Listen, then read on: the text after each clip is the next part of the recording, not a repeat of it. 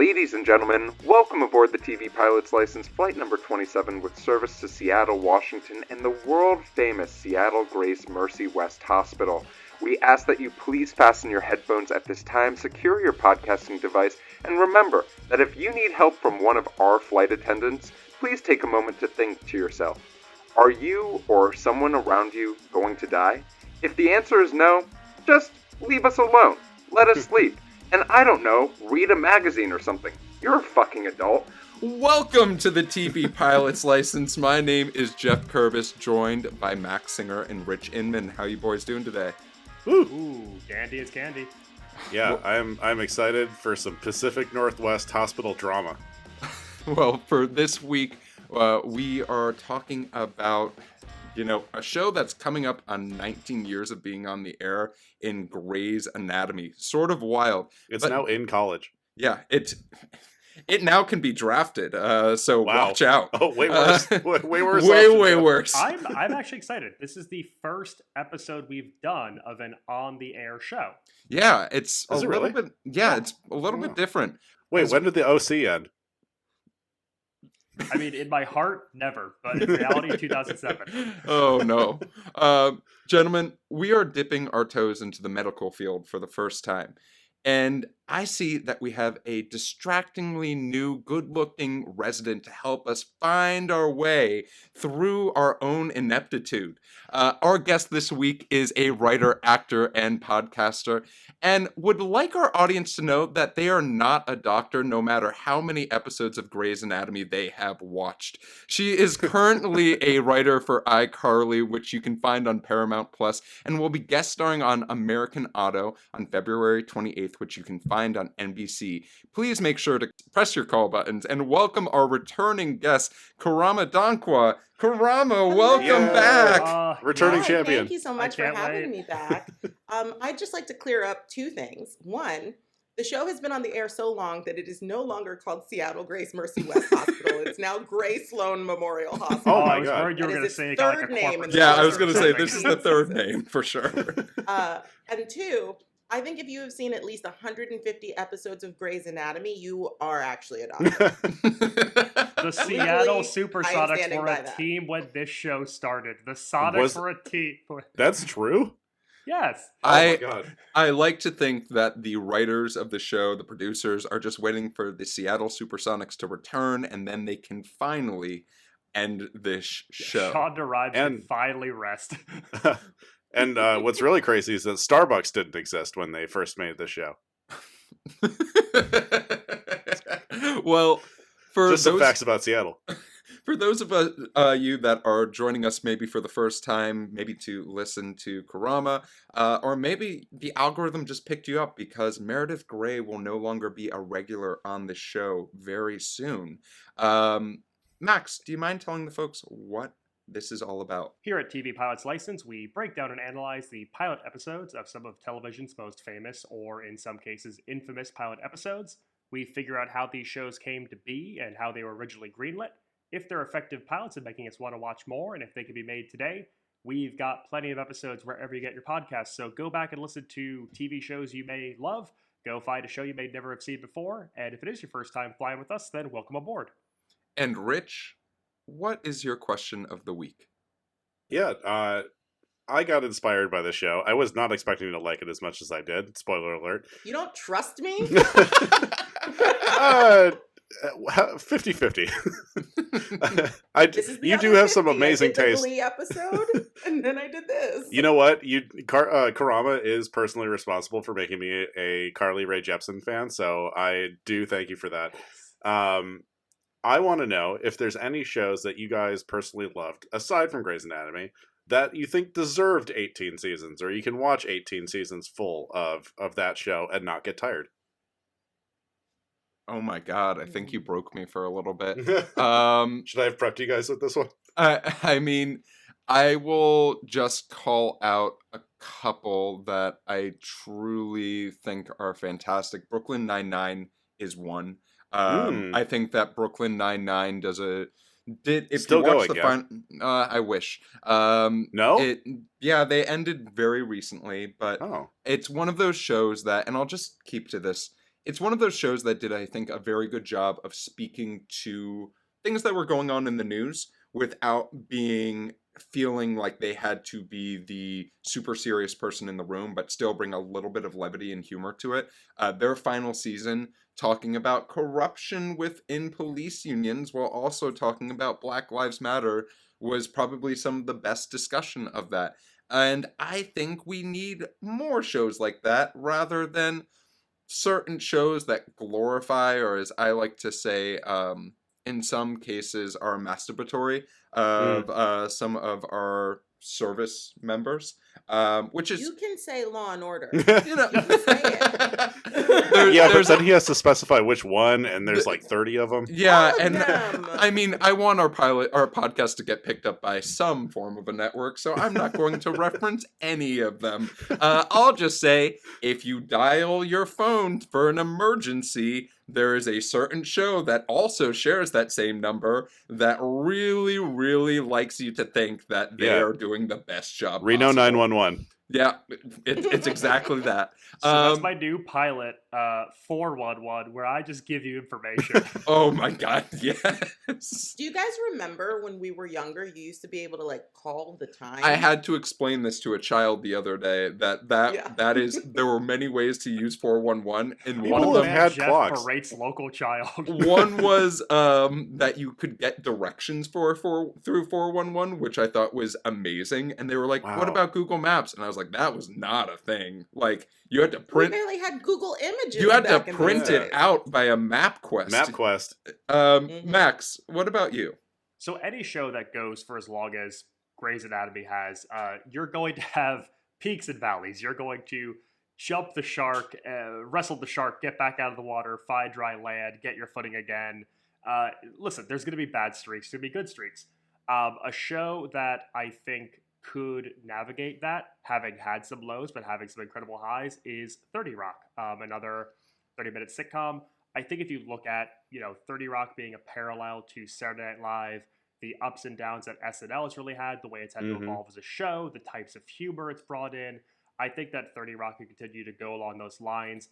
Bringing in new talent, we would have to say goodbye to cast members in time as we do on SNL in real life, but I would love to see how they continue to play with what's new, what is comedy today, how do you stay relevant and progressive in a field that is ever changing, especially in the digital era. And I think that team could do it. Korama, what about Korama? you?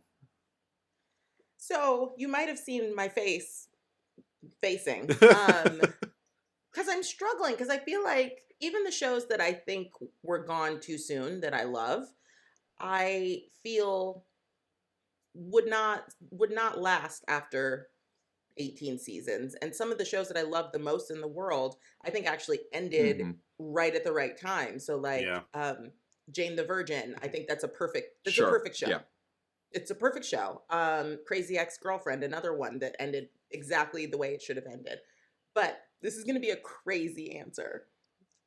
Supernatural. I feel like they could have come back around again if they had a couple more How many? seasons. Didn't it last like 15 seasons? So you want like 3 more? You're like, I need those 3 final seasons. I need at Here's least the thing. 66 Wait, more but episodes. Let me explain. At the end, spoiler alert if you haven't seen season 15 of Supernatural. and we all have. At the end, you find out that Destiel is canon, which is like the main ship of the fandom. They tell you in like the penultimate episode of the show, and then they kill off one half of the OTP that people have. And I'm just like, what if they were allowed to let them be gay together? Whoa. Let the little hunter man and his little angel boyfriend be boyfriends. What if I had 3 seasons of that? I respect Korama for picking a show that's physically like the closest to the parameter asked. Like it requires the least amount of work of any of our answers. I really want Rich to just be like Wheel of Fortune. It should have only been 18 seasons. Well, okay. Rich is like, I feel like The Simpsons should have been canceled. That was literally, I was actually thinking about that. I'm like, The Simpsons should have stopped a long time ago. But I think my answer is probably, if I had to pick one that I think would have the best ability to play freely within a universe is Atlanta. I could have like watched that go for a significantly longer time. All the episodes are like vignettes or like little movies, basically. Like they have some of them have no basis in actual reality or physics or anything like that. They're just like, they could do whatever they wanted all the time. And I think just the kind of like the film nature of that show and the episodic nature of that show made it like really easy for them to play around, and could go for a lot longer. However, a lot of the show uses like internet fodder for like their material and everything. Like the Goofy movie episode is very Twitter based. That's gonna keep going. The internet culture is gonna keep going. So I think they just had endless material there. Well, Rich, awesome question of the week. But let's talk a little bit more about our show of this week, Grey's Anatomy. And we're going to start with just a simple synopsis of a drama centered on the personal and professional lives of 5 surgical interns and their supervisors. But that's not all. And Max, I'd love to hear a little bit more about how this show was created. Totally. So today we are talking about the pilot episode of Grey's Anatomy titled A Hard Day's Night, which premiered on March 27th, 2005. Oddly enough, this is actually the second episode in the past 3 weeks that we've done that has a Beatles-themed title. Actually, all the episodes of Grey's Anatomy, all 18 seasons, all have Beatles 19. names as their titles. Yeah, because Actually, it's funny you said that because most of the episode titles are song titles. Are they really? Oh, cool. Yeah. All right. Yeah, because Night Court was I'm on Beatles board the Shonda reference. train. This is a Beatles reference. If any listeners have more Beatles referenced TV episode titles, send them our way. We'll do them if they're pilots. All right, so today we're going to be talking about an author by the name of Henry Grey. He is a lecturer on anatomy at a medical school in London in the mid-19th century. He publishes Henry Grey's Anatomy of the Human Body, also titled Grey's Anatomy, and this is basically considered the Bible. It's the doctor's Bible. It's still one of the standards in the field to this day. So Henry Grey wants to develop an inexpensive and accessible textbook for students, and over 18 months, he studies bodies in mortuaries, this being possible, of course, because of the Anatomy Act of 1832, which in England gave license to doctors, professors, and medical students to dissect donated bodies. This, of course, being in response to the increased illegal trade in corpses in England, aka body snatching in the early 19th century. Grey unfortunately dies from smallpox at age 34 in 1861. Whoa, Max! I didn't get to that part yet. Oh, dude, I'm sorry. We're only talking about the pilot. I'm only on page 490.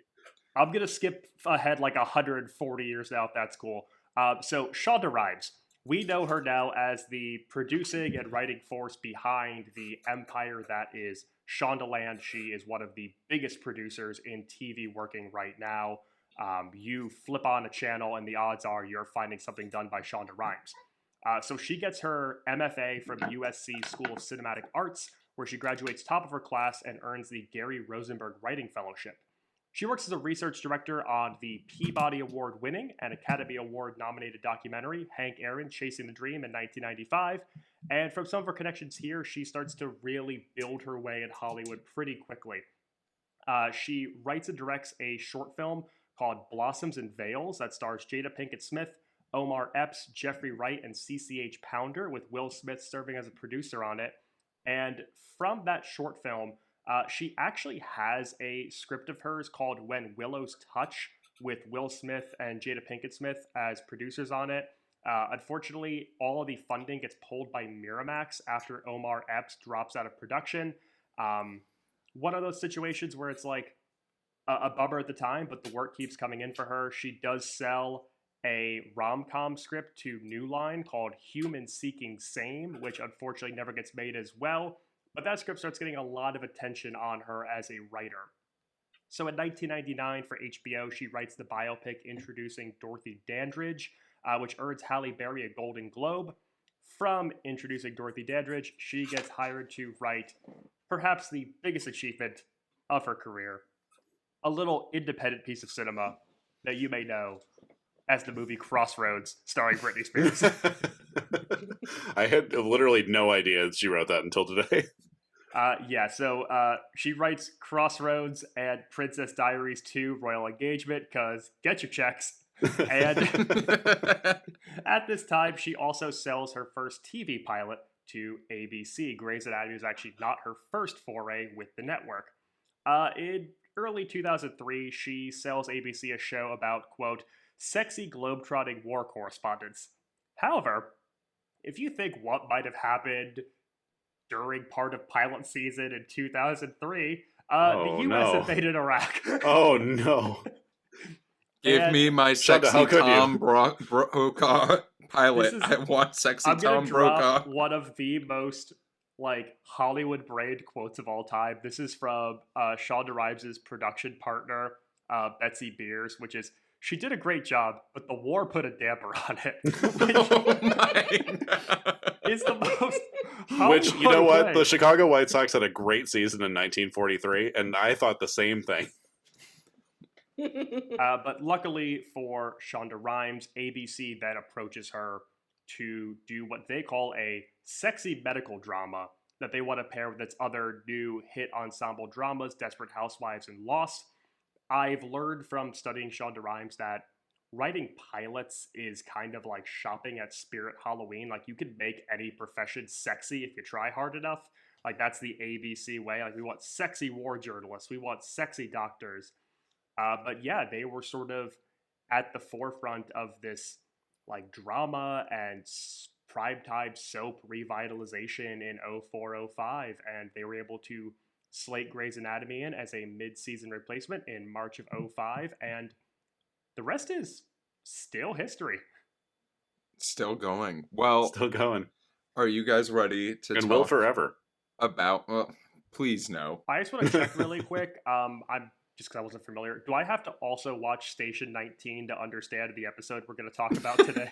What? Wait. I have seen exactly one episode of Station 19 because my friend wrote it. They can't trick me into watching that show. What about? Can't Wait. do it. And they keep trying. What about They the do. sunny California-based private practice with Broadway That you should star watch. Audra McDonald just shining on the screen?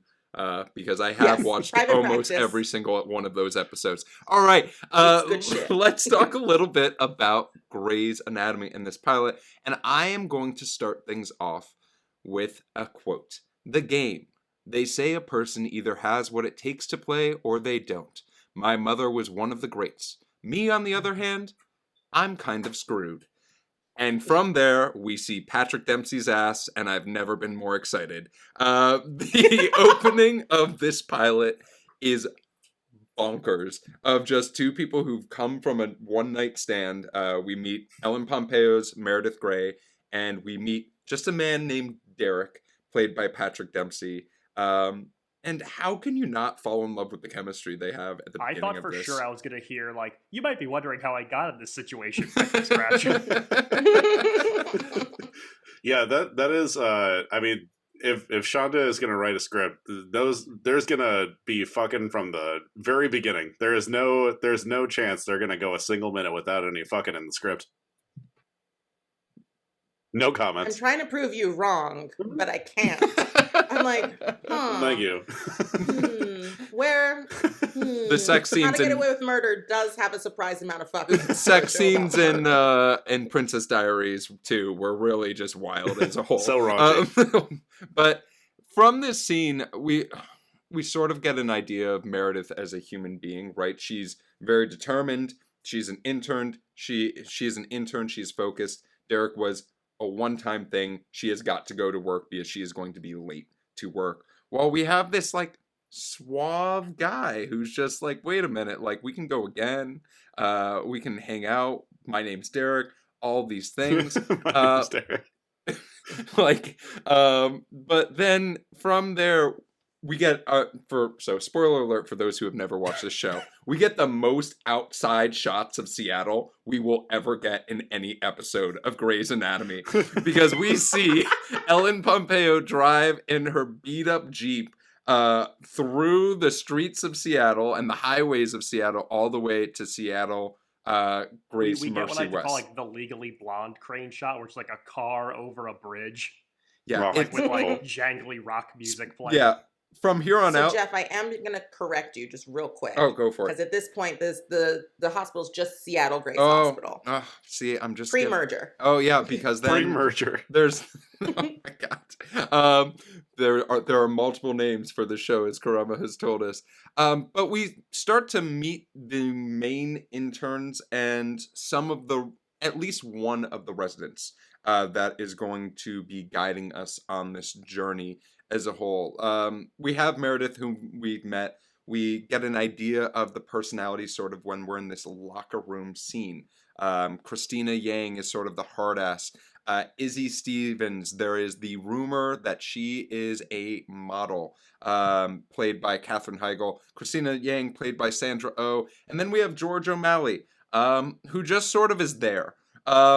I want to say this as kindly as possible. T.R. Knight does a great job with this role, but whoever wrote this role obviously just hated men when writing it, because boy, does he just seem like the biggest creep in the world while also seeming like a genuinely good guy. Karama's giving me a face like she doesn't understand. If you memorize a woman's outfit and then have to describe it to her, you are in fact a creep, and I got the ick immediately from that. You know what? When you say it like that, yes. I might also be suffering from the fact that I have watched all episodes of Grey's Anatomy that exist. I am in the midst of a rewatch where I'm on season 11. So I love George O'Malley as a character, but I know his whole arc. So I'm like, George isn't a creep. What are you talking about? But yeah, he gives very nice guy TM vibes. Karama, Yeah, just the small aside of and now you think I'm gay, and now Yeah. you have to think I'm gay. I'm like, Which calm down, I'm George. like, first of all, grimy that they did Yeah. that to him, because TR Knight is yeah, gay. exactly. Oh my God. Like that was. There's a lot of drama about this show outside of the show, and we could do an entire podcast just about that.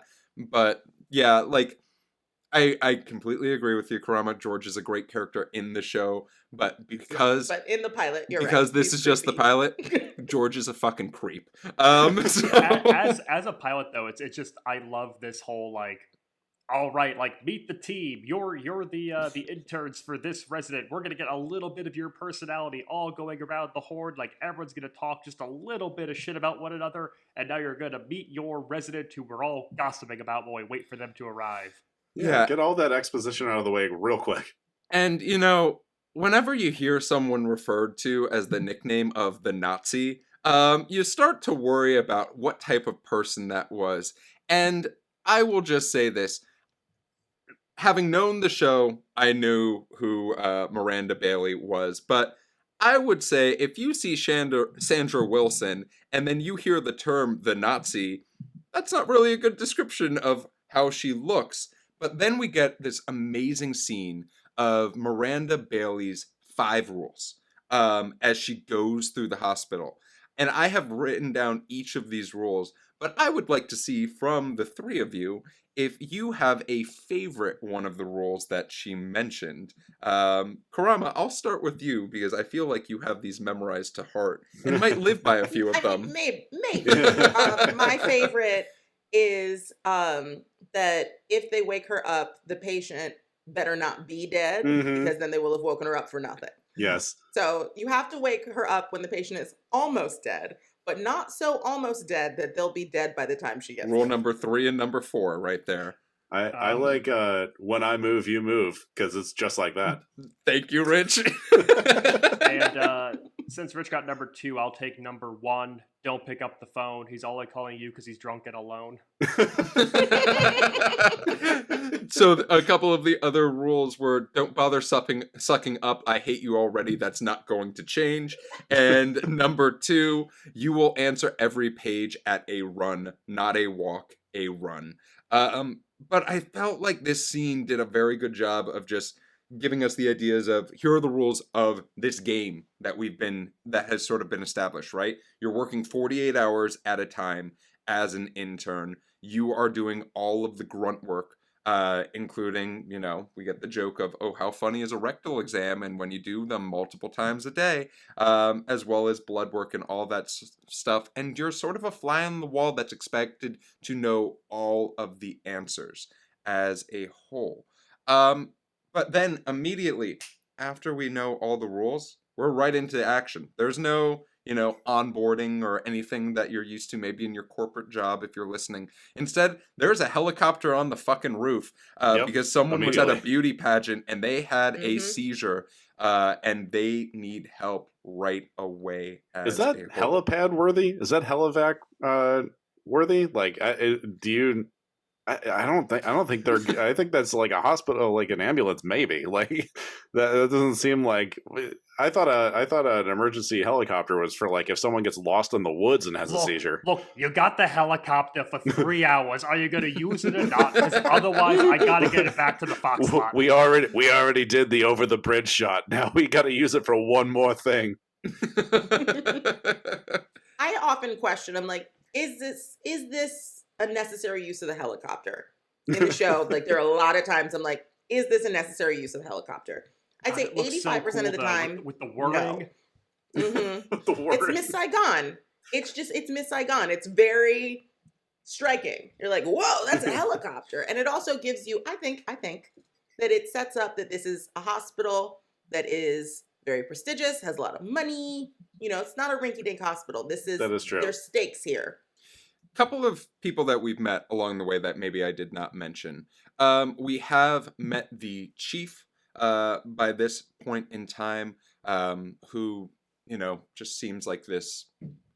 Based off of the pilot, we have no assumptions about who the chief is in anyone's life other than this father figure. He is the head surgeon of everything. But because of, I do have the patient's name written down, Katie Bryce's condition, they think it's at first a heart condition. So we meet one of the attendants, who is the chief cardiologist, and that is Dr. Burke, played by Isaiah Washington. And immediately we start to get this idea of, hey, this is sort of how I treat you.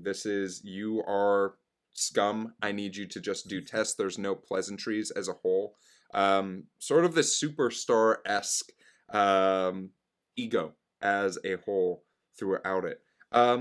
Anything that you guys got from really just seeing Katie Bryce and how the doctors treated her as a whole?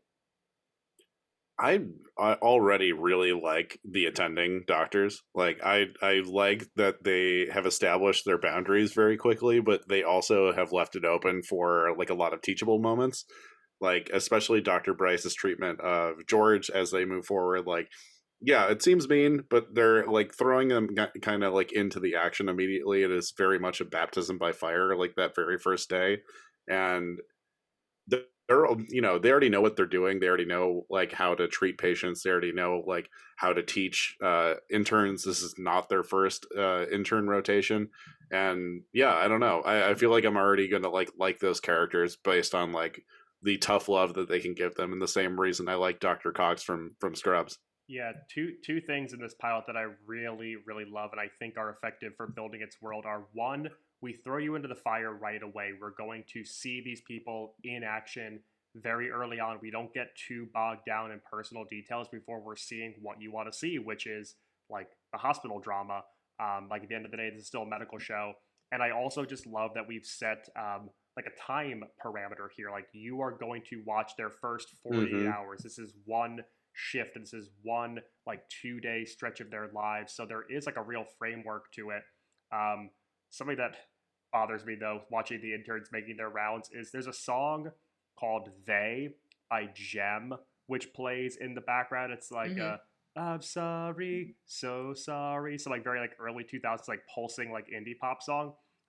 We used to use that for a lot of our movement exercises when I studied college theater. And hearing that You doing song like viewpoints or pulse while something? everyone was running around, it's like, oh god, am I doing my walks correctly?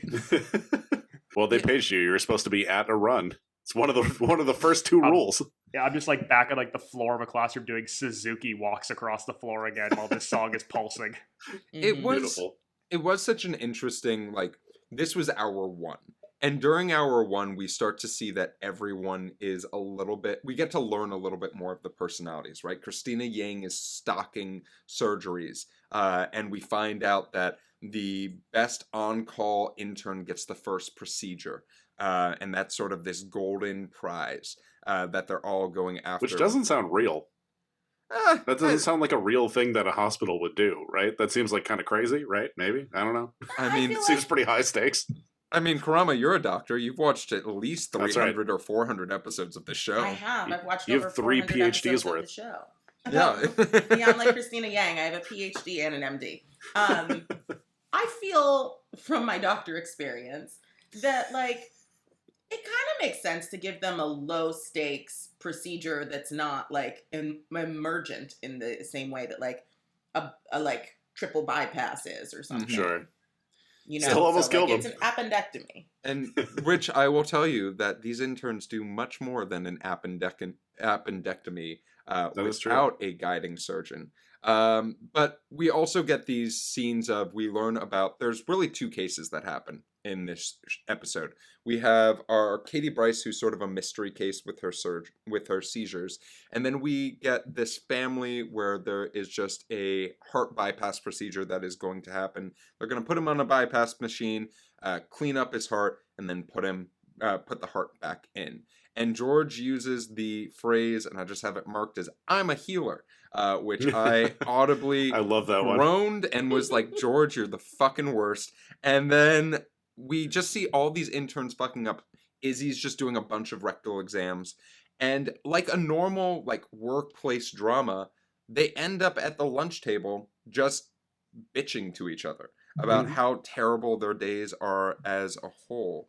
And the lunch table sorts of becomes a trend in future Grey's Anatomy episodes, but I really did feel like this was the most relatable moment for non-doctors who are watching this show. Because I was like, oh yeah, I've bitched at my lunch table before about like how shitty things are going as a whole, and this makes everyone seem more human, but we also get to learn a little bit of background about one of these characters in particular. Catherine Heigl gets a great line here where she says, "You try eating after performing 17 rectal exams." But I like the lunch table as a device to like get everybody back together in between scenes as well. It's almost kind of like a reset moment in each episode. But yeah, like what's a lunch table without a little bit like hot goss as everybody realizes that Meredith's Grey mom is Ellis Grey, who's this legendary surgeon. She invented the Grey method. She won the Harper Avery twice. Yeah, none of us know what that is, but it's pretty damn important according to Sandra Oh. Our first Nepo baby of the podcast, perhaps? Nepo baby character. Well, she's going to have some nepotism coming up, but we'll talk about that in a little bit. But after George sort of grandstands in front of Dr. Burke, he is chosen to do the first solo surgery as a whole. And we just sort of, you can tell it's like, oh, Christina Yang is pissed. She's like, how is he the best? Everyone's sort of questioning it as a whole. But then we find out that Katie O'Brice needs surgery. And she needs brain surgery. So she's been assigned to a new attendant by the name of Dr. Shepard. And we get this great scene where Meredith Grey goes down and sees that Dr. Shepard is actually Derek Shepard from the night before. And then, God, I know, fuck guy? Karama and I are just like, fucking? They go into the staircase, and the staircase becomes a theme in this goddamn show. Just Sorry, like, I didn't recognize you with the pants. I thought, I don't know how they did testing for the show, but there was obviously, they had Ellen Blood Pompeo. work, vitals. Everyone did a rectal. VQ. But they had Meredith, like, Ellen Pompeo and Patrick Dempsey just had amazing chemistry in every single scene they were in together on this show. There was this line that I just said that I have written down of, I was the one that was drunk and you were not that good looking. And Patrick Dempsey has this cute fucking smile where I was just like, God damn it, I'd even sleep with Patrick Dempsey right now in this moment in time. What were seeing this chemistry that's building as a whole, like Rich, especially as someone who's never watched an episode of this show. Oh, yeah. What were your thoughts as a whole? I thought You've had 18 years. I thought Dr. Shepard was kind of like a dick starting off. Immediately starts going for a second date. Like, obviously, this is not a big deal for him, who's worked in the medical field for a little bit. It's like, doctor's gonna fuck. Like, it's a theme in literally every doctor show that's ever been on the air. The doctors are banging in the on-call room, etc. I think he sets himself up to be kind of a jerk at the very first moment, but you can see him very quickly turn into someone who's going to respect her for her own skills, like, almost immediately. She's setting boundaries. She already has, like, a target on her back because of the nepotism thing. She's already, like, working to avoid a lot of different expectations that people have of her. And the fact that you accidentally bang the on-call attending is probably a bad thing that you don't want to get out. And probably smart of her to not want a second date with him, but he eventually, he doesn't let that get in the way of respecting her as a doctor, and I think that is where he makes the big pivot for me. Yeah, an excellent scene, and after this, we are taken to George's first solo surgery, and I use solo with air quotes, but this is like, as soon as Meredith is done talking with Derek, this is sort of an interesting scene, right? You have all of these interns who are placing bets on George just failing. Yeah, the gallery is brutal for this. Yeah, I would especially because they're all interns. I would like to note that there is one actor whose face I just recognized in the gallery in Sendil Ramamurthy, who is also in Heroes. For those who have ever watched that show, he's in a ton of other stuff. But he was just like save the appendix, save the world. Unnamed. Put it on a sticker. But I really did love Meredith's thing of he is one of us, right? Like the idea that you guys are betting, and then as soon as that's over, Izzy places a bet. Was just like there's definitely great comedy in this show in just places that you're looking for. Great main character behavior from Meredith Grey. Mm-hmm. Oh yeah. But then George goes through this surgery. He gets the appendix out, so like that's better than I've ever done in a solo surgery. But then he got to do more than one.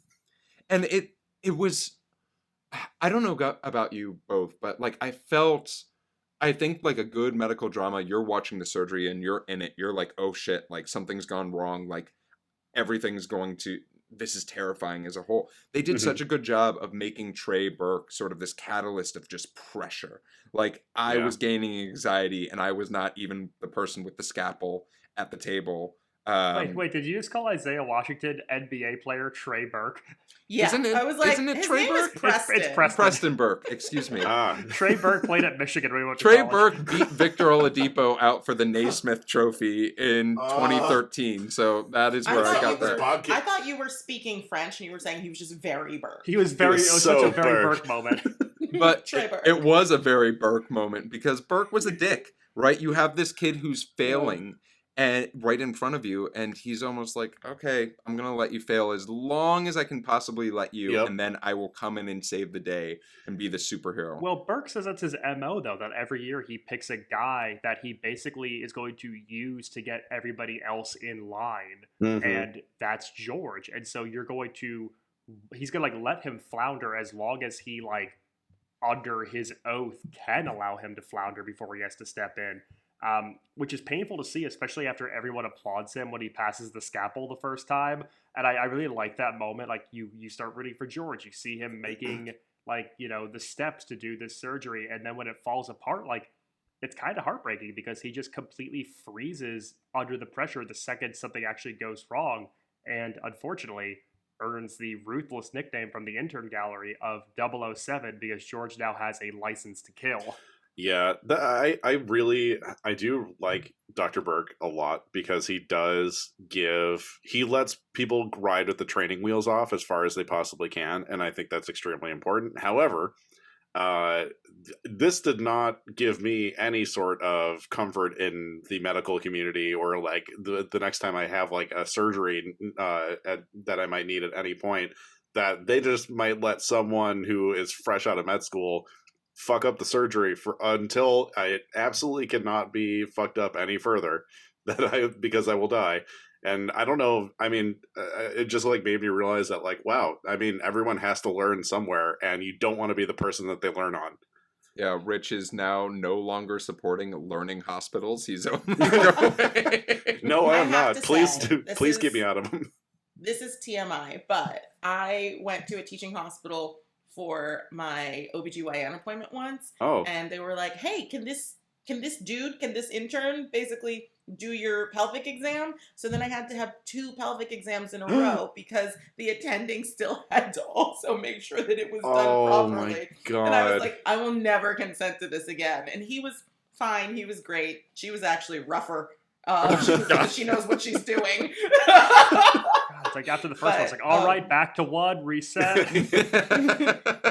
Oh God. That was great, exactly sweetie. Go sit in the corner. So But during like somebody has to learn, and that's I Yeah. was like, yeah, I want to. I'm like on Grey's Anatomy. No, never again. You can only learn on cadavers for so long. Eventually, you got to step up to the plate. That's I did not want to be there for someone's rookie performance. cadavers, and as we learned from Christina Yang, fruit as well. I did not know that fruit have appendixes, but supposedly Christina Yang's practicing. Well, you never segmented an orange? Yeah, a hook stitch. During this George's scene, we sort of see this mysterious figure that places a bet, and then we get to meet him. And his name is Alex Karev, and instantaneously, someone is worse than George. Because he just starts bullying and like being a dickhead to a nurse as a whole. I just see someone else wrote this note, but meeting Alex Karev, this guy sucks. I'd love to give the floor to whomever would like to talk let me about stretch this. and step up to the mic for that one. Yeah, this guy sucks. Alex he's our foil. He is our script foil. He exists solely to demonstrate the sexism and like misogyny and ageism that unfortunately is like so rampant in just the professional world as a whole. Alex is in this pilot to bully and demean an older nurse and not respect her opinion, even though she has years more medical experience than him, just because she's a nurse and he has a white coat. He assumes that Meredith is a nurse without any reasoning whatsoever. His line in there is, if the white cap fits, like just completely writing her off. Also, justice for nurses, because at least 3 times in this episode they use nurse like derogatory. Oh, and yeah. I'm like, can you guys? Nurses are so important. We're Thank in you, a nurses, for all nursing that you shortage do. right now, and Yeah. like nurses are some of the most important folks out there. Like, yeah, and like they're so helpful throughout this entire episode. There are many instances where nurses are stepping up and like trying to be the helpful person on the side, and the interns are just like, But like as behind your back, if fuck off. everything else in their day is not difficult enough already, that they're not already dealing with the pressures of their residents, their job as a whole, the lack of sleep, the wanting to impress their classmates. Now we're gonna throw this fucking prick into the mix as well. Yeah, imagine being in the 35th hour of a 36-hour nursing shift and you got to deal with that guy. I think that is one thing that Scrubs really got right, that they put a nurse in their core like 5 or 6 characters. Like Carla is like a really, really important, like humbling character for a lot of the doctors on that show, and I think it's super important that is. I don't know, as the show progresses, if the nurses get a more. They really don't become like any like more important part of the show. I will say that in a later part of, I believe, this season or next season, there is a nursing strike that is an awesome part of the show, and I think super important in establishing how important nurses are. But in the beginning, I think they were like, we have 5 interns we have to focus on, as well as a lot of sexy attendants and a chief of surgery. So we don't have time for nurses right now. But also, like, there are never any nurses that are like main characters. Yeah, they're always which is just like, so you can have disappointing. 3 episodes. You can have a couple. Oh, well, Korama, I'm gonna blow your mind in a little bit about the nurses, and we can talk about that a little bit later. You're gonna blow Karama's mind about something about Grey's Anatomy? Yeah, I hope so. She wrote the show. Yeah, she literally. Karama's pen name is Shonda Rhimes. This is. Jeff, I you are wish. making like wilder promises than George O'Malley here. Let's see if you can back up. Oh, see, Max bringing me back in because George makes a promise, and even I, as a non-doctor, was like, "That is a lawsuit." Because if someone makes a promise, you can hold them to that in court, and I hope the hospital has a great insurance. But in an even more interesting scene, we sort of see Derek Shepherd failing to get the family of Katie Bryce to like believe in him. And he does something that he even says is unusual. He's asking the interns for their opinion and trying to figure out what is wrong with Katie Bryce. And their reward is one person gets to join him in an advanced surgery that usually is not open access to interns. So what we see is Christina Yang being this super highly motivated and driven person whom we find First in her out. class at Stanford. Yep, there you go, stealing it right from my mouth. Oh, sorry. She looks at Meredith and says, "Let's work together on this. You are the person who's on this case. You obviously know a lot of information." And during this bit, we start to see this relationship start to bloom. That I think is a okay. Korama, I'm going to tap you in on this because I Okay. see this as a non-traditional female relationship as depicted on television of two people that aren't the most high on the emotional quotient chart, but very much care about each other in a very unique way.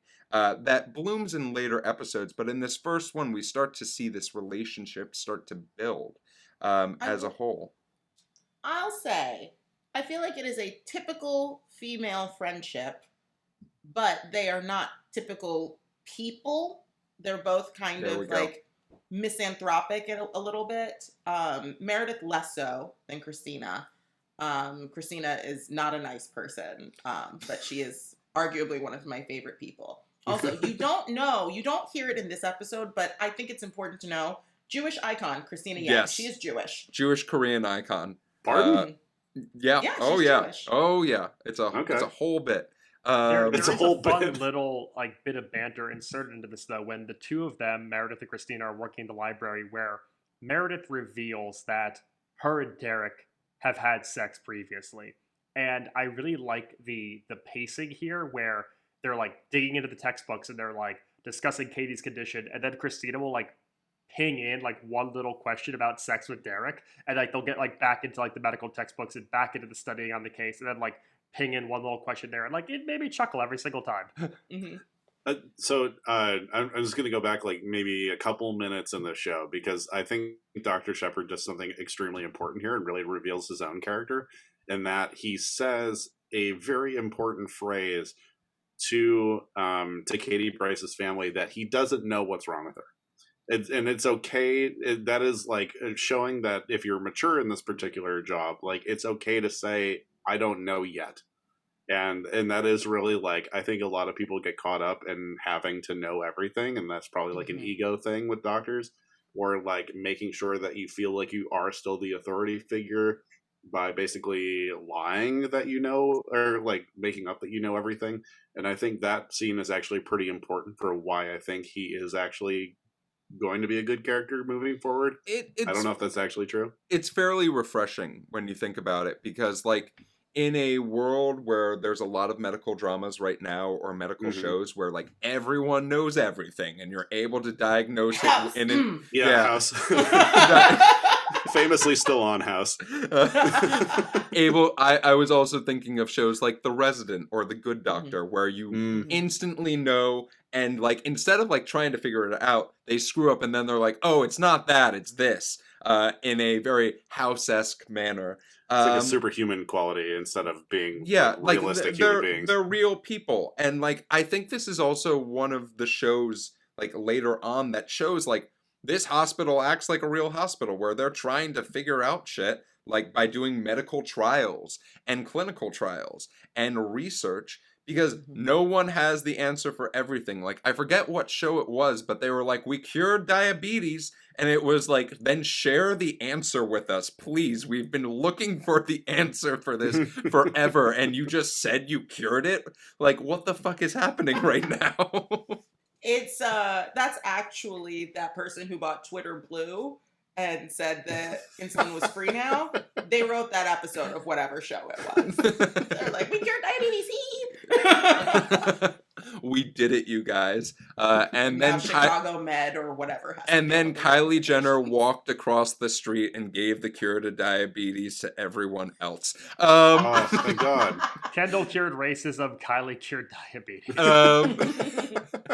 But during these, so we're up to about hour 40. And by this time, there's a lot of different stuff that has gone on. We do see that George and Meredith talk about their failures throughout the day. And like George is starting to question the idea of like, I have to tell Mrs. Savage that her husband is dead. We get this scene where Preston Burke, I got the name right this time, was Hey. able to, like, the bypass surgery was a failure. And I do want to talk about that. I thought that scene was very intriguing and unique in seeing George is literally sipping on an apple juice box while we see Facing Preston, away from the, yeah. the surgery. Well, in Well, the and it's wild, background, the yeah. up-tempo music, all of the beats, like you see little bits of things happening behind George, but I love putting the POV on George in his own world, oblivious to what's happening behind him. Yeah, and like during this entire bit, then Preston comes out and says, you made the promise, you have to tell the family. And on the other side of that, Christina and Meredith figure out the cure, or not the cure, they figure out the potential cause of the seizures. Derek says it's a 1 in a million chance. We get our first like sort of sneak peek at the elevator, which I know fans of this show are super pumped about, but people who are just watching the pilot, the elevator, Yes, it's the a elevator. thing. There's one. They only have one elevator. One elevator. It is slammed. That's a lot of Seeds in problem. the stairwell are. that's a lot of floors to manage if you got a helipad and many floors of surgeries happening. But during this like 1 in a million chance that there's an aneurysm that they didn't detect, there's an aneurysm, and then we see What do our you know? second bit of nepotism in the show of not only did Meredith Grey get into this amazing program, possibly because of her mother, but then because she slept with Derek, at least we assume she was chosen to be the intern who is helping out on the surgery as a whole, which we were then brought to commercial break very, very carefully. And we should preface by saying, at this point, Meredith Grey had promised Christina that she could have that spot in the upcoming brain surgery if if they were able to solve that together. Yeah, and she remained silent, which was... I think it's notable that she like clearly looked distressed, Mhm. but at the same time she was like, "It's surgery," Yeah. and kind of didn't have it in her to say no to surgery on her first day. Mhm. Technically second day now, but first shift. Yeah. So then, just a couple of other things that happen during this. So prior to surgery, we see Meredith watch the chief just roast the shit out of Alex Karev because he fucked up and he didn't listen to the nurses. And then Meredith aces the quiz while all of the other interns go through their little mini guides that are helping them throughout the day, which is really concerning. Like, I don't want to sound like I'm an anti-learning and teaching hospital, but like that I'm scene, anti-learning. That's why I'm on a podcast. That scene in particular made me be like, maybe I need to make sure I know which hospitals don't allow Wait, what's interns. the chief's line to Meredith here too? He's like, "Oh, you look just like your mother." Like Spitting I image recognize- of your mom. I Spitting recognize, image of yeah. her mother. Welcome to the game.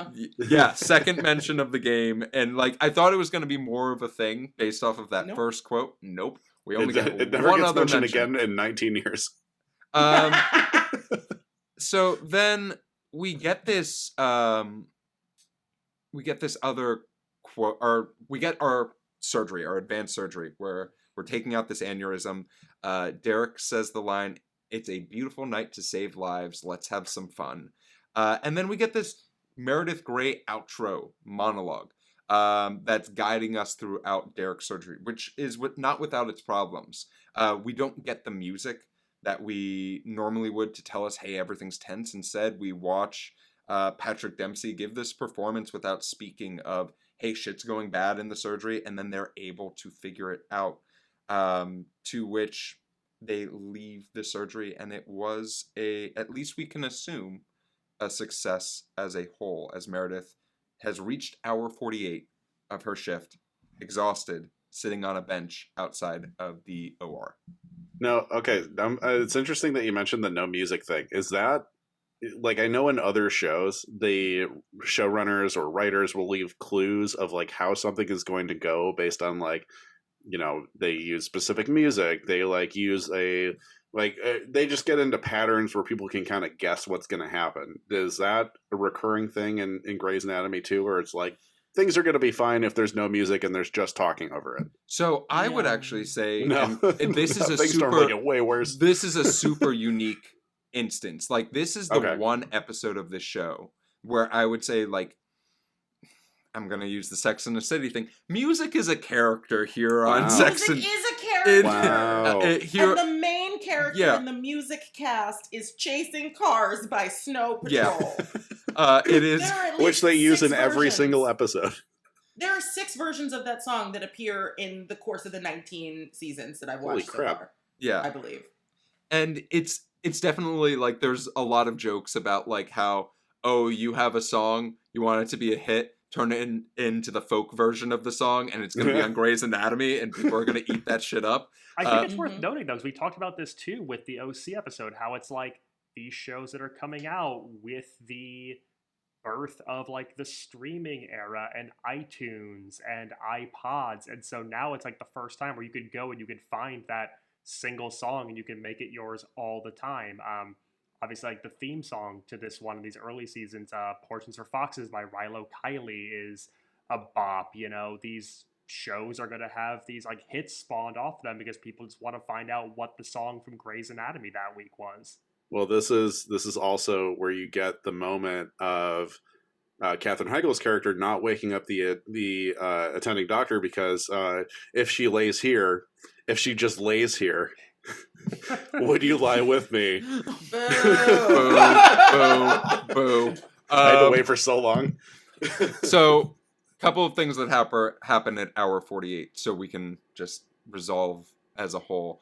Meredith and Yang have a chat post-surgery, and Yang basically says, hey, you did the right thing taking the surgery. I would have taken the surgery as well and have stayed silent. Yeah, we know she would have taken it. Yeah. She wanted it. She wanted it real bad. But it's just this refreshing sign of like the friendship that they have, or the relationship that they have, is one built on honesty with each other, and it's something to look forward to. And then we have this final little chat between Meredith and Derek, talking about how Derek seemed almost like a god doing it, and it was so amazing watching him do surgery. Meredith even says, I don't know why anybody does drugs. I have never cut someone open, so I have no idea if it's a suitable substitute. That's why. Yeah, shaky hands. So As a doctor, Yes, please. As a doctor who does drugs. I would just like to reiterate to the audience, I am not a medical doctor. I am not. I've never even played one on TV. Please don't take any medical advice from me ever. Yet. I have not played one yet. Season 20. Knock on wood. We'll see. Oh my God. But I think that, there is something, I don't know, for someone who has not had a lot of control in their life, as you find out about Meredith that she does not have a lot of control in her life. I think that surgery being akin to doing drugs and something that she can control, and something that she can control somebody's outcome and like affect the course of somebody's life for the positive, I understand why she'd be addicted to that. Yeah, and we get to learn a little bit about some of that control that Meredith lacks, right? At the beginning of the episode, she said she was possibly going to sell her mother's house that she was living in at the time. And Meredith, we get this, what we assume is almost an outro, right? Meredith Grey speaking over, and we find out that she's actually going and visiting her mom, who is in a home suffering from Alzheimer's. They don't say it outwardly, but it's very much assumed because we see this really heartbreaking scene of Meredith trying to tell her mom, you know, you were a doctor, I am a doctor, this transitioning. Mhm. And then we get fade to black with Grey's Anatomy appearing in white, and that is our pilot. I love this final shot of just like them holding hands, like in the light of the window in the parlor. It's just like such a pretty framed up shot. It's really good. It's quite a soft cliffhanger, though. Mm-hmm. There's Yeah. not much, because there's not much more you're going to learn. Like, you really need to learn about that situation. It's just like, oh, she has Alzheimer's. All right. It's not going to get any better. It's not going to, like, progress into a different storyline. She has Alzheimer's. I mean, you can see how it's going to affect her. I think it's a real testament to the way that TV has changed, because this aired in 2005, and this was pre-streaming being a huge thing. You're not trying to get somebody to click next episode. True. They care a lot about the characters, and we learn so much about the characters. I think they do a great job setting up compelling characters. They have this like romantic and sexual tension with these two coworkers. You want to come back next week to see, do they go on that second date? Do they fuck again? Is there another appendectomy? What's George gonna do? I don't know. Is he gonna kill somebody? Probably. And Rich, I just want to say really quick on that word that you chose with cliffhanger. I think we're also conditioned now in this TV era that like everything has to lead to the next thing, where like TV shows are framed as just being these like 13-hour long movies where they're not TV in a way, where it's not like a beginning, a middle, and an end to every single episode.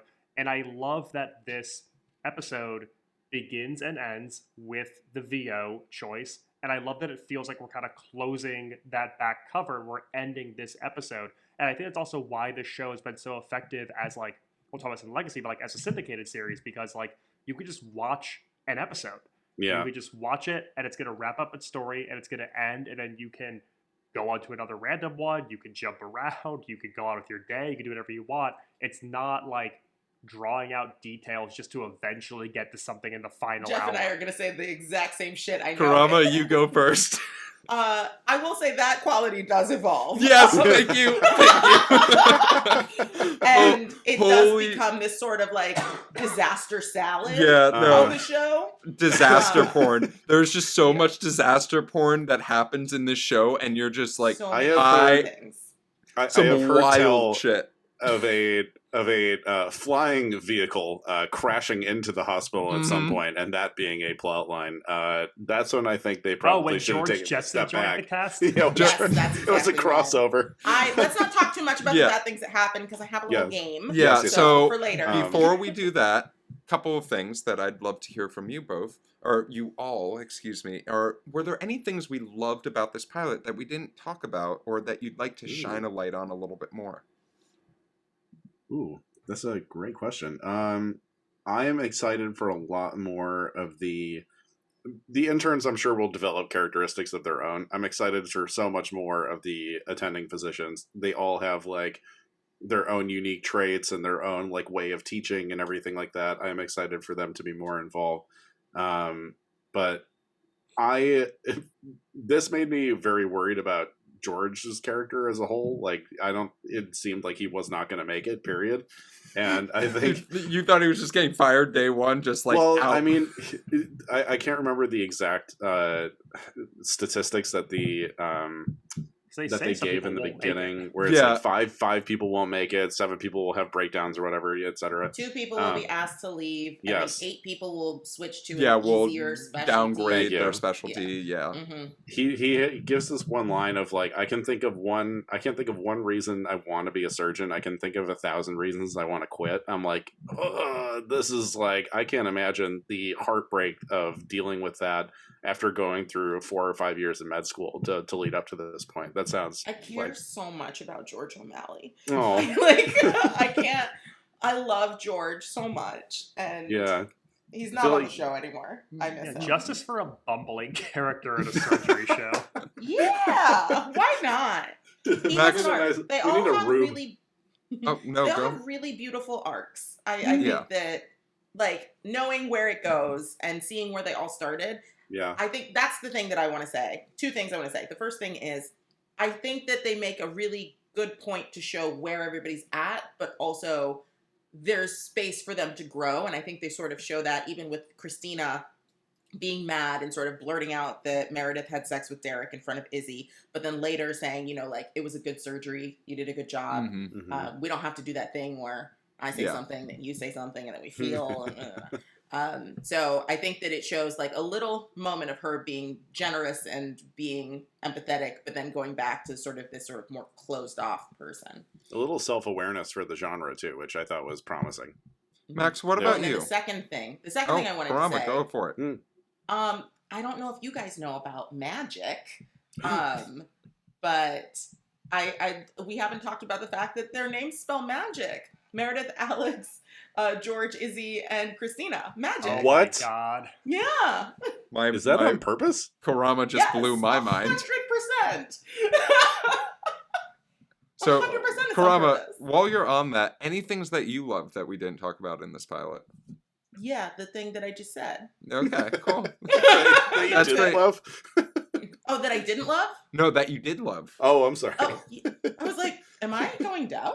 I need to see a doctor. Max, what about you?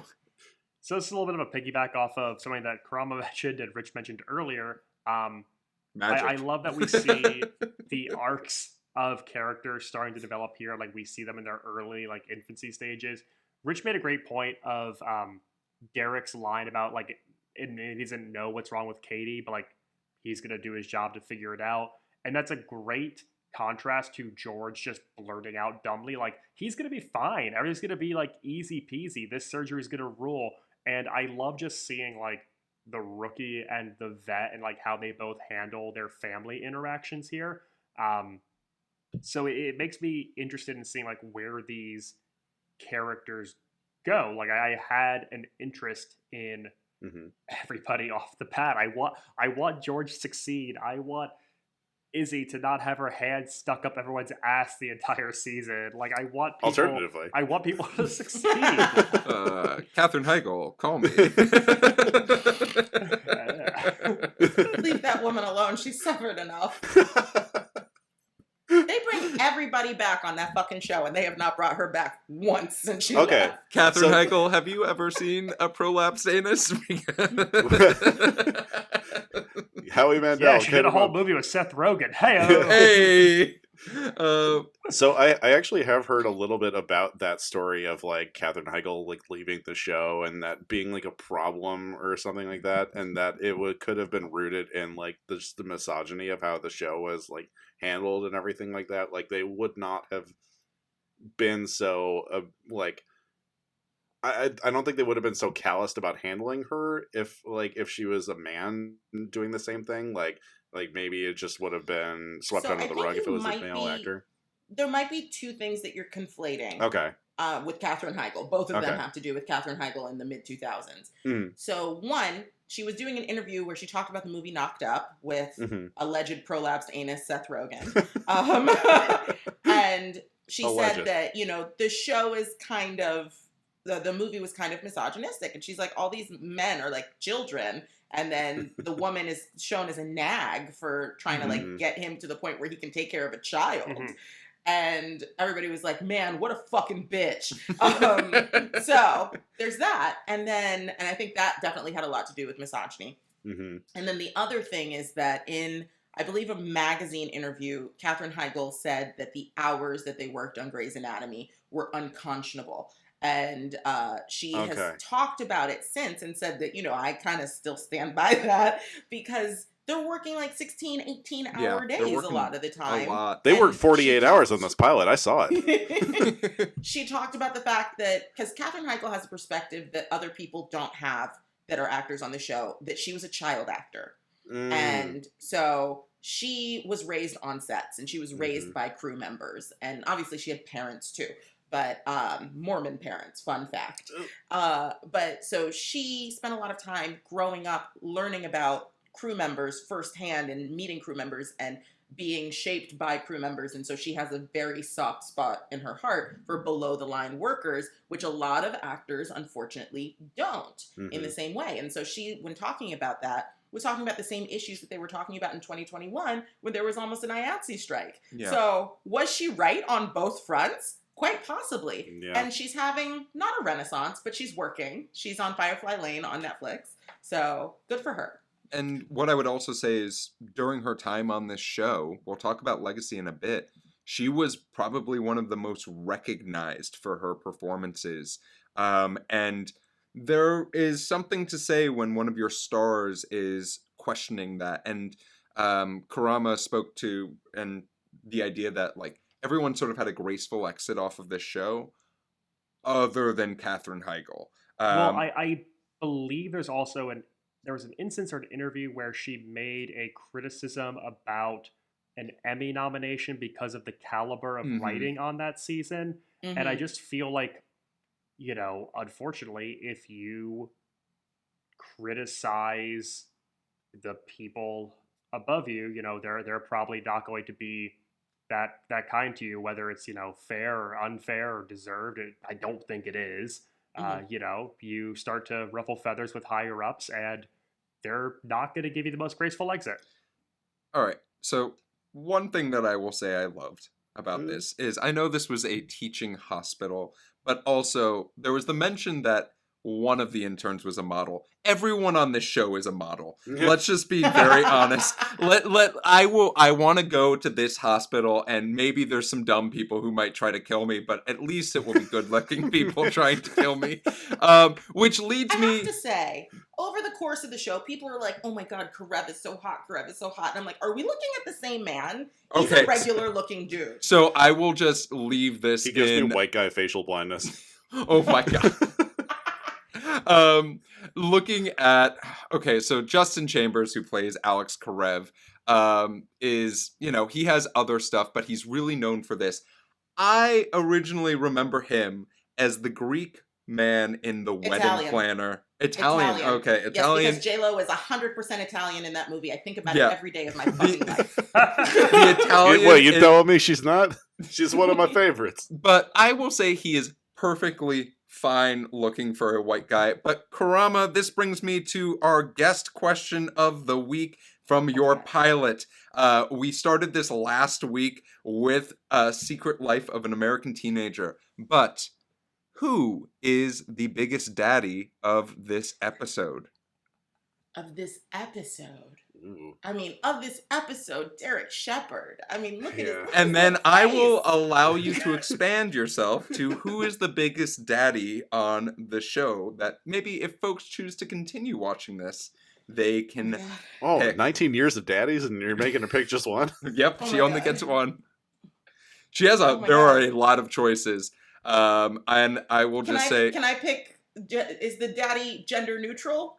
Gender neutral daddy? Yeah, anyone can be a daddy. Oh, no, I know. It's Mark Sloan. It's Mark Sloan! Yes. Right. Mark Sloan. Mark Sloan. You went with the McSteamy as opposed to the McDreamy. The McDreamy, yes. All right, well... But also, controversial pick, McVet. You might not remember McVet, but he was around season, I think, 2 or 3. Yeah, I remember Meredith got a dog from somewhere. She, was sad with Izzy one day. They went to the pound and got a dog.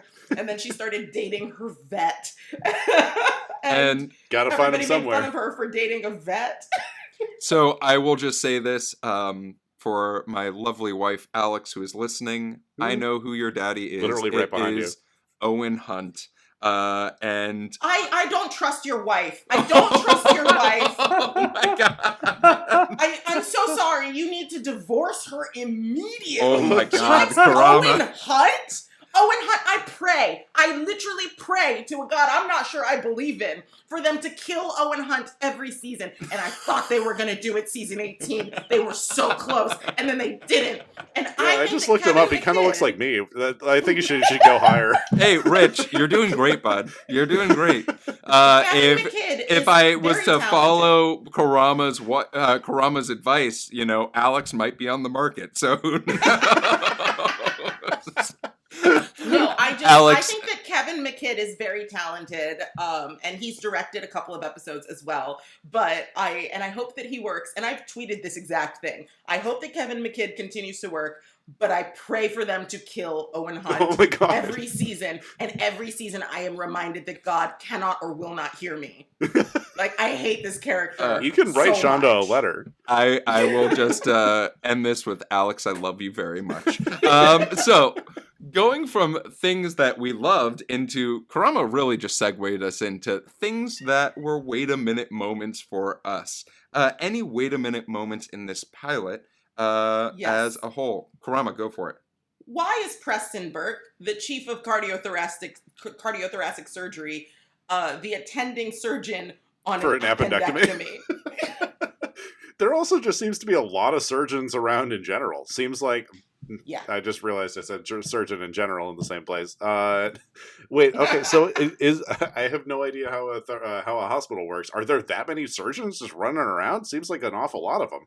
It seems like too many. Yeah. I'm not a doctor. Surgeons. I don't work at a hospital. I have no idea. But I would agree it's a little bit strange that he was just in there ready to go. Also... Especially because Richard Weber is the chief of surgery and is a general surgeon. Like, why you think that maybe the first day the perk is you get to do an appendectomy with the chief? Wait, on top of that, is Dr. Shepard specifically a brain surgeon? Yes, he is a neurosurgeon. He is a neurosurgeon. Yes, Shepard is a neurosurgeon. Okay. All right. Any other wait a minute moments? Yeah, I got a hospital ethics question for y'all.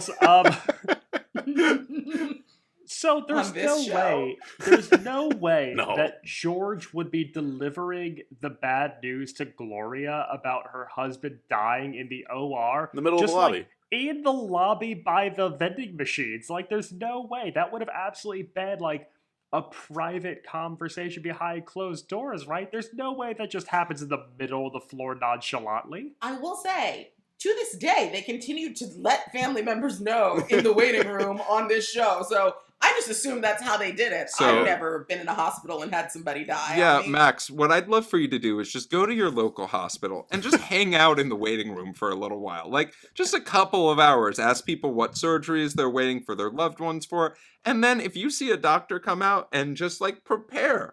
And then you can let us know, and we'll update this episode with that answer. Yeah, see, there's your problem. You were standing in the bad news lobby. You should have been in the good news lobby on the other side.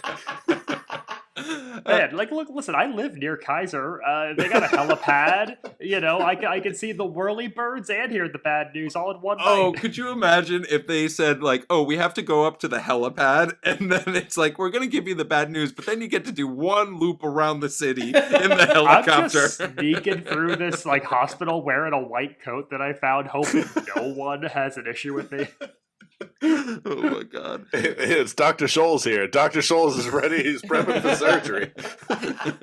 Yeah, Dr. Scholes, orthopedics. Dr. Scholes and Dr. Pepper and everybody. All right. Jeff, what was your wait a minute moment if you had one? I did not have one, actually. I really, really liked all of the pieces of this pilot. Actually, I have one wait a minute moment. Derek and Meredith need to work on how they pick up people at bars, because they did not talk about what either person do for a living? Yeah, they don't talk about what they do for a living. They don't talk about each other's names. I don't know about anyone's sexual promiscuity on this podcast, or who is currently on these four panels. Feel free to assume. But I would love to assume that you have asked the person who you're about to shtup what their name is. She just forgot his name. And you know what? That's fair. I think that's fair. I will share I hope my mother doesn't listen to this. Mom, if you do, just skip ahead a minute. Mom, thanks for I'm a listening to the pod. I did shtup someone once, and then I ran into them the next day because it was on the college campus where I had attended college, and I did not recognize him, and I'm like, why is that dude staring at me? It was less than 24 hours. Oh, that rules. That's amazing. So I will say, Meredith, she's just like me for real. Yeah, just same exact person. And that person, Kevin McKidd. It's not him. It's Owen Hunt. It's not Kevin McKidd. It's Owen Hunt. It's Owen Hunt. Korama, I was about to say something terrible, but I'll save that for after the pod. Any other wait a minute moments for y'all? Okay. I think it's a I think I've tight aired my pilot. grievances. All right. So I think that there are bigger problems in most shows. It was fine. So Yeah. I do have an in-flight question for all of us, and it is very simple. Grey's Anatomy made being a doctor extra sexy in the mid-2000s. What other profession do you think needs that Grey's Anatomy boost in being extra sexy? Ooh. Ding, ding, ding. People that work at frame shops. Wow. Oh, Specific. okay. Why? Yeah. Weird. Very weird. I don't know. It was the first thing that came to mind. But, what do we know about them? We don't know anything. They're working with saws. Saws are sexy. And the thing is, they're in charge of your memories, your important moments. They're framing them, literally. And maybe metaphorically. Maybe with their shirts off. Who knows? Wow. Sounds like there's one specific person that you're talking about at a local frame shop near you. No. Mm-mm. No. I do love my local frame shop. I don't necessarily want to see anybody who works there with their shirt off. But they're a great mom and pop shop. All right, Max, what about you? Not enough supermodels turned actors doing TV dramas about our national park system. We need more hot people telling us about Acadia and Yellowstone and Yosemite. What, was All right. Barack Is that not what Obama not hot Yellowstone enough is? for you? What? Is that not the premise of the show Yellowstone? I don't think it has much to do with the sanctity of our national park system, no. Ew. Rich, what about you? Given the recent developments in the news, I would say maintaining our train infrastructure.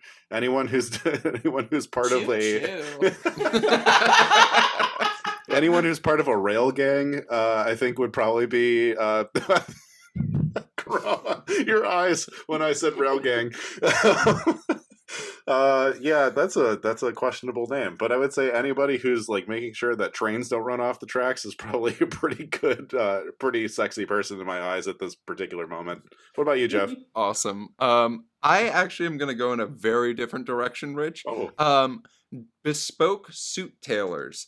I think that you could actually have a really fun show about people who have either high A-list celebrities or millionaires that they create clothes for. I have visited a custom tailor once and I felt so fucking bougie the entire time. And whomever made private practice, just pick them up, put them into this place, and you will have at least 7 seasons of a show. Jeff, I love that It's you're a pitching pitching what if Fox did Phantom Thread. I'm in. Let's go right now. I'll pretend Sold to write another one.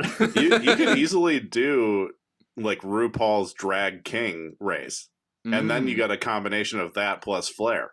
Hey, I Maybe. like that a lot. Perhaps. I will Perchance. say, the tagline for this show that you are pitching is a world where everyone is haberdashing. Oh, my God. holy shit. Oh my god. All right. Well, that was amazing. Thank you so That's much. over the cap to Korama. Yeah. Thank you for your answers. And also thanks to our guests, our podcast listeners, for providing that awesome question. We'll talk a little bit more about how you can submit those later in the show. But we have now gotten to our legacy section.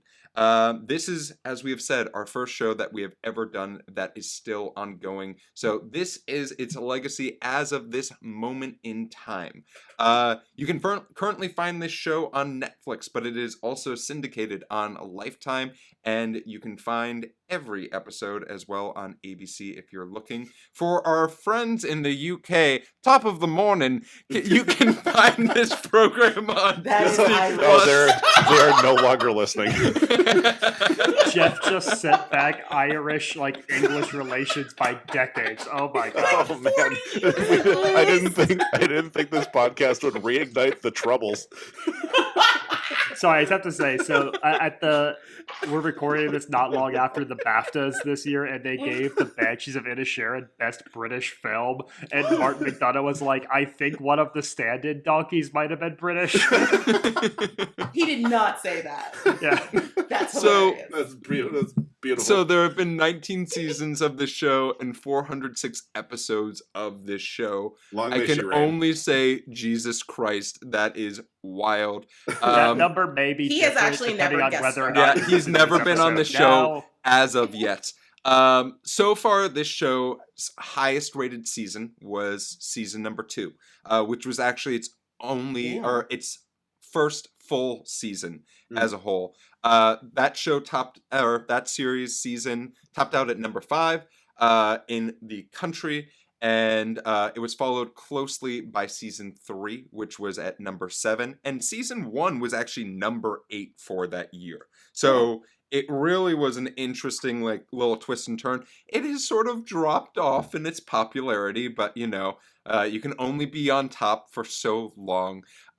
So here's a fun fact. There are DVDs that have been released for this show. They stopped making DVDs for the US after season 13, but in Europe it's still going strong. They have every single season available for those folks in that region. That's right. Red, white, and Blu-ray, baby. I've learned so much about DVD region production in preparation for this show. Why? Because when you see something say Region 1 versus Region 2, you gotta click and yeah. go down the Wikipedia hole. Sure, fine. So this NTSC, baby. So this show was on a lot of top 10 lists when it debuted.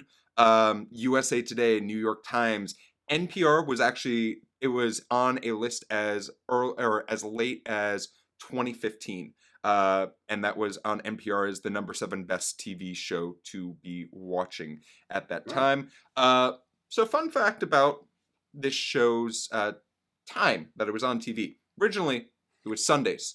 It was a fill-in for Boston Legal. As that Max talked about, it was that mid-season debut. And it was at a garbage time slot as well, 10 p.m., right when Sunday Night Football was happening and in its prime. So what a crossover audience. Then for Korama is like, wait, it's not Thursdays? It moved to Thursdays. It moved to Thursdays after its second season when ABC decided, hey, this is a primetime show. Let's talk a little bit about awards. So 235 the exasperation. 235 awards nominations, Jesus. 60 wins, including 4 Primetime Emmys, 3 Golden Globe Awards, 3 SAGs. But unfortunately, I cannot give this the Cradle to the Grave Award because it has won 0 Kid Choice Awards, and that is a big requirement. Kids got no taste. So I want to give credit to TV Land because for some of you, you might know that TV Land has TV Land Awards. And they gave this award in 2006 the Future Classic Award, which is mind-blowing that they called their shot in 2006. There are 3 spin-offs of this show. There's Private Practice, there is Station 19, and then there is a little mini web series called Grey's Anatomy. Grey's Anatomy, The Interns? The B Squad. B Team. That's what it is, yeah. Which does, in fact, feature a nurse, I believe, as one of the main characters. So we get a little bit of justice to nurses. And I think that is also a show we potentially have to do on this podcast because there were only 6 episodes and it got canceled right away. There have been 3 different international adaptations of this show. One is in Turkey, one is in Mexico, and one is in Colombia. And I also want to note that if you need a little bit more Grey's Anatomy in your life, and specifically Christina Yang, you can purchase the video game, which is available for Nintendo systems as well as PC, featuring Sandra Oh's own voice the entire time. What? Hell yeah. And well, we just lost Korama for the rest of her life. Put it in my veins! Put it! So that is the legacy of a legacy that Of a still continues running to show. grow for God, this this show is like millennial Gunsmoke. It will never end. All right. We have gotten through Legacy. We've done in-flight questions. We've talked about the plot of this pilot. But in a little bit of a change of pace, we do have a game of the week. But Korama, tell us a little bit about your game of the week. Yeah, Okay, passing so the flag. the game is called "Cause You Had a Bad Gray," and it goes over. I'm so glad you saved that. Yeah. I was texting Rich about it last night. I was like, I'm not going to tell you what it's called. It goes over some of the bad things that have happened to Meredith Grey, our main character. Or have they? So I'm going to read you an event, and you have to tell me if it happened to Meredith Grey or if I just made it up. Now, since Jeff and Max have watched more of the show, it'll probably be easier for you. I have 6 questions. Each of you will answer 2. We will. This is like the second episode I've seen, so I'm nailing it. I'm winning this. Okay, so let's start with Rich. Mm-hmm. This one's a softball. All right. So it didn't happen in the pilot, but it is a softball. I feel like it's they get more unreasonable as you get along. Okay. Did Meredith drown during a rescue mission to save victims of a ferry boat crash, or did I just make it up? I think you made it up because drowning implies she died. Oh, do you have to die to drown? Yeah, it's like being electrocuted. Well, she did die! She died! What? And Meredith drowned. She died. They resuscitated her. And her mom died while she was being resuscitated. So I did not make it up. It did happen on the show. Damn. All right. Let's go to Max next. alrighty, hit me. Max, did Meredith survive a plane crash that killed 2 main characters and end up bankrupting the hospital because of it? Or did I just make it up? Oh, that had to have happened. That is true. Meredith survived a plane crash. Yeah. The characters who died were not in the pilot, so you don't know them, and you wouldn't be sad if I told you who they were. All right, Jeff. Did Meredith promise a chef who was in the hospital with appendicitis that during surgery she would cut off part of his liver so that he could turn it into a gourmet meal for himself? Or did I just make it up? Whoa. I'm going way back in the catalog for this one. I want to say that you made it up, but I know you're going to come back at me and be like, no, that happened. So he made it up. You made it up? I made it up. That is 100% Hey, made up. I think Fun that's Hannibal. fact. Yeah. Fun fact, though, Meredith had her appendix out and donated part of her liver. Wow. Karama's out here pitching spec scripts for a show that's had 400 episodes. I had a whole fake question about, like, if Meredith had to buy a gun to protect herself from the mafia. So, all right. Yes. Rich. All right. Did Meredith get slapped by her father in the waiting room of the hospital after failing to save her stepmother, who was admitted to the hospital with what turned out to be a deadly case of the hiccups? Or did I just make it up? A deadly case of the hiccups? Oh no, what a funny way for that person to die. Shit. Oh no, they had to have known that's too funny. It's gotta be fake, right? Did you make it up? No, I did not. That's No! Hiccups. He slapped her, and if you haven't added it to your list yet, you should do the pilot of NBC's miniseries, The Slap? based on the Australian show of the same name. All right. I'm gonna give this one to Jeff. Okay. Did Meredith have a one-night stand with a man who showed up at the hospital the next day with a bad case of priapism, and for those who flunked their MCATs, that is an erection that lasts 4 or more hours, Yes, it is. that was being caused by a benign tumor, or did I just make it up? Oh, these are so good. Christ. So for the audience to know, my wife and I are right in the middle of season 7.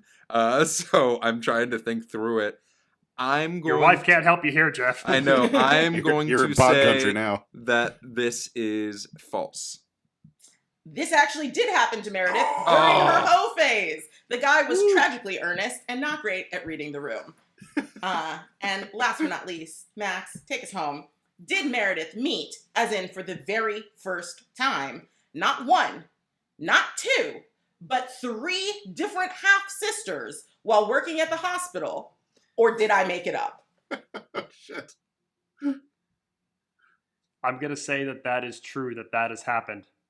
It did happen. She met all 3 of her biological siblings at the hospital Max, way to take while the on win. the clock. Maxie, 100%. Molly, Lexi, 100%. and Maggie. Damn. Lexi and Maggie were also doctors at the hospital. Molly was a patient. There you go. Well, Max is our I can't winner. believe I got the hiccups thing wrong. Karama. It sounds fake. Yeah. It sure does. Karama, thank you so much for that amazing game of the week. Thank you. With that being said, the plane is coming to a land.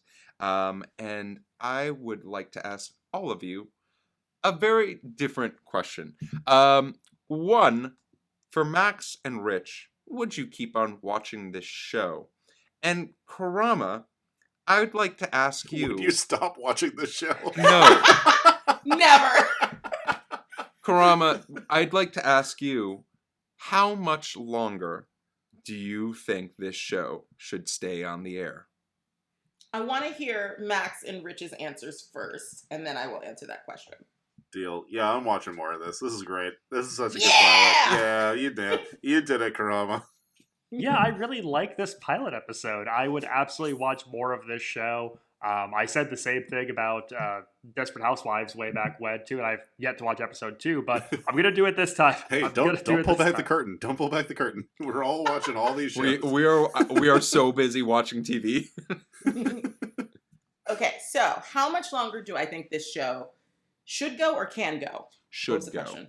Should go. go. As a fan. Should go. I think that they should either, 1, end it when Meredith leaves. I think that maybe season 19 should be the final season because it is Grey's Anatomy and she is Grey. And I think that she's an anchor on the show and she is the last magic member still standing. But the other option is they take her off the show, time jump, we are following Zola Gray Shepherd, her daughter, her eldest daughter, in medical school. Ooh. Grey's Anatomy. Ooh. I'm not the only person that has pitched this. And this show goes on forever. Yes. You could still keep it running because the name of the hospital is now Gray Sloan, right? In theory, yes. Yeah. I mean, And I named feel like that's a after- decent enough. And I am sure that is what the executives at ABC are telling themselves as Ellen Pompeo is set to leave this show. As she is this now season. 83 years never old. gonna die, you fuckers. It's never gonna die. And what I will say is I really have been enjoying rewatching this show with my wife. I think it is... There's just so many well-written characters, so many well-written arcs. Is there disaster porn throughout the show? Yes. And each of those, if you were to tell me that I get to watch an episode where the coach from Friday Night Lights is The a bomb! is a bomb expert, holy shit. It is Max and Rich. I can't wait to get the text from both of you about the episode. Also, Christina Ricci's in that episode. Yes, Or those she is. 2 episodes. It's She's a 2-part she's in episode. 3 episodes. She's in 3 episodes because it's a 3-episode arc. It's 3, not 2. And then I'll put on the popcorn. there are some amazing guest stars in this show that you don't even expect, but they're there. And Gina Davis. yeah, and some of the actors that come on the show are fantastic. whoever produced it obviously loves Broadway a little bit because some of the people who are on the show just made a home. What I will say is Alexander Hamilton, who's a guest. yeah. How did a doctor? Oh, no. What I will say is I will absolutely continue watching this, and I hope that the executives at ABC decide to give this a graceful ending rather than pulling the rug, because this show deserves that. Yes. With all of my questions answered and the plane to a land, I would love to hear where we can find each of you. Korama, where can the folks find you? People can find me on Twitter and Instagram and I guess TikTok at Korama Drama, KORAMADRAMA. Nice. You can find me fucking up an appendectomy at Damn That's Rich on Instagram. You can find me performing 17 rectal exams in one day. You can also find me on all things social media at Maxwell Sing. And you can find original sketch comedy for myself and Rich over on TikTok at Dadwagon Comedy. And you can find me explaining to my wife that Dr. Hunt is a perfectly fine choice to be daddy. And I'm absolutely not going to ask for a divorce, but if you're looking for me on social media, you can find me at RunJeffRun on Instagram and Twitter. You can find the TV Pilots License on YouTube, Twitter, and Instagram at TV Pilots License. If you have a question about the show or for our next episode, you can email us at tvpilotslicense@gmail.com or give us a call at 213-290-1713. Make sure to watch out for our Instagram for sneak previews of some of our upcoming episodes, and always feel free to submit a question of the week. With the plane landed and the seatbelt sign off, we want to thank Korama for joining us for this amazing episode. Yeah, thank you so much, Korama. Returning champ. We look forward to flying the bright skies of the TV world with you again soon, and until then, it looks like a great day for surgery.